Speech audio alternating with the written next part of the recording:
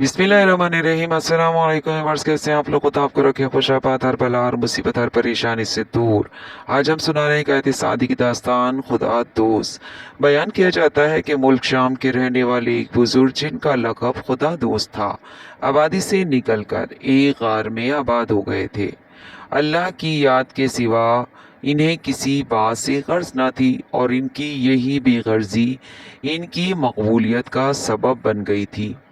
लोग दूर दूर से इनकी ज़ियारत के लिए आते और दुआओं के तोहफे लेकर लौट जाते।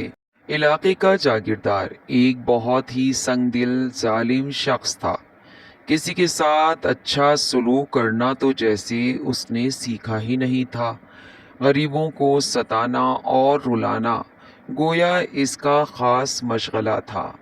खुदा जाने इसके दिल में क्या ख्याल आया।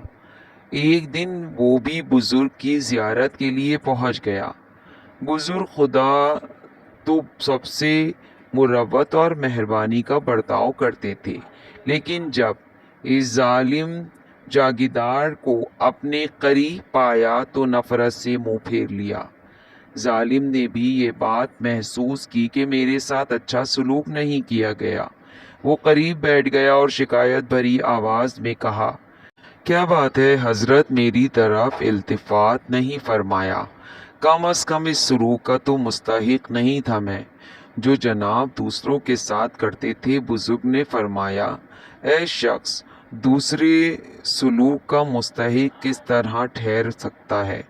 तू खुदा की मखलूक को सताने और परेशान करने वाला है, और हमें मखलूक खुदा की परेशानी से परेशानी है। तो हमारे दोस्तों का दुश्मन फिर हमारा दोस्त कैसे बन सकता है? वजाहत। हज़रत सादी रहमतुल्लाह अलैह इस खूबसूरत हिकायत में ये नुक्ता बयान फरमा रहे हैं कि मखलूक खुदा का दुश्मन दरअसल खुदा का भी दुश्मन होता है, इसलिए कि खुदा के दोस्त का फ़र्ज़ है कि मखलूक खुदा के दुश्मनों को अपने आप से दूर रखें। तो दोस्तों, इस हिकायत से आपने लिया क्या सबक?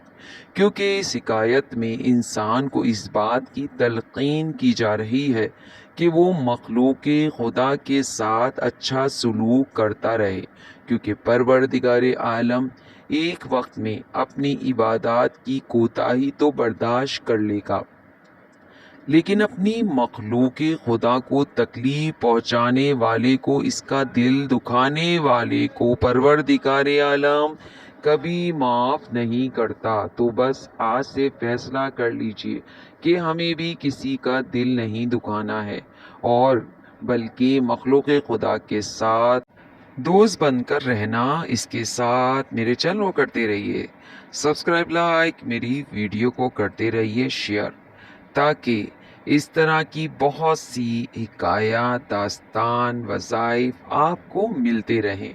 क्योंकि ये चैनल है आप सबकी आने वाली नस्लों को संवारने के लिए और उन्हें अच्छी अच्छी बातें बताने और सिखाने के लिए।